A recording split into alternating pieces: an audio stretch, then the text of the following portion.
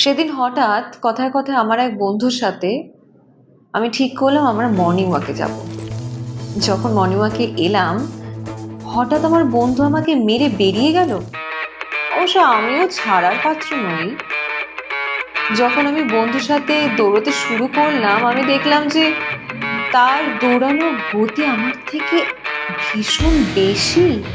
আমি ঠিক তার থেকে না এগোতে পারছি, না সেই গতিতে পৌঁছতে পারছি। উফ, ভীষণ চেষ্টা করার পরেও আমি তাকে হারাতে পারছিলাম না। আসলে আমাদের জীবনটা ঠিক এরকমই হয়তো।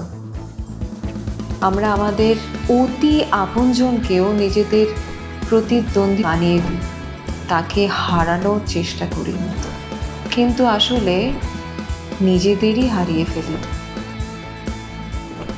জীবনের কম্পিটিশন আমাদের বন্ধুর সাথে নয়, আমাদের নিজেদের সাথে।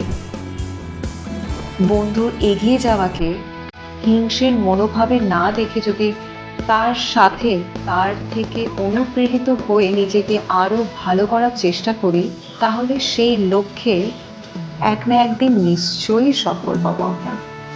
তাই জীবনের এই লড়াইয়ের প্রচেষ্টা কখনো ছেড়ে দিও না, কিন্তু লড়ে যেও।